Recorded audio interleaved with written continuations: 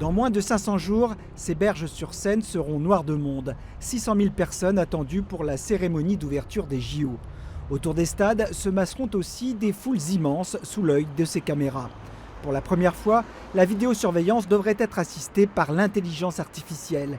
Il s'agit de mieux détecter les colis abandonnés, les comportements suspects et les mouvements de foule, selon ce député rapporteur du projet de loi.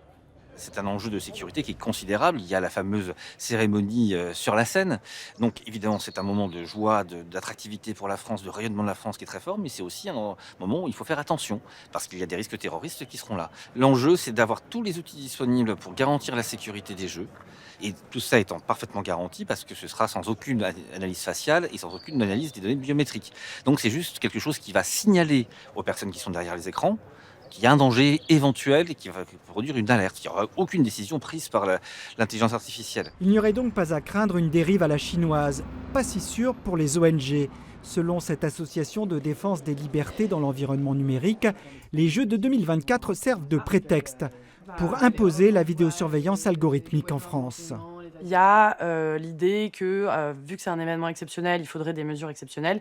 Et ça permet de rendre plus acceptable cette technologie qui, pour nous, est très dangereuse, très intrusive, parce que c'est vraiment un changement de nature des caméras, un nouvel outil à disposition de l'État qui, en gros, mettrait une couche logicielle sur les flux de vidéosurveillance pour analyser en permanence nos comportements et les classer en normal, pas normal, suspect, pas suspect. Cette technologie, c'est la même que la reconnaissance faciale. Pour l'association, les JO de Paris, encore en plein chantier, seraient donc l'occasion de s'imposer sur un marché juteux, celui de la vidéosurveillance augmentée. L'état du marché, c'est énormément d'entreprises françaises, que ce soit des grosses boîtes comme Thales ou des petites startups, qui poussent pour cette loi. Et donc, on comprend pourquoi la France est le premier pays, en fait, dans l'Union européenne, à adopter une telle loi qui promeut cette vidéosurveillance algorithmique. La France est celle qui tire le plus pour généraliser ces technologies, aussi bien donc avec cette loi qu'au niveau européen, où il y a un règlement qui est discuté à Bruxelles. Et donc, la France, effectivement, se distingue et est devenue un peu le leader de la surveillance dans l'Union européenne.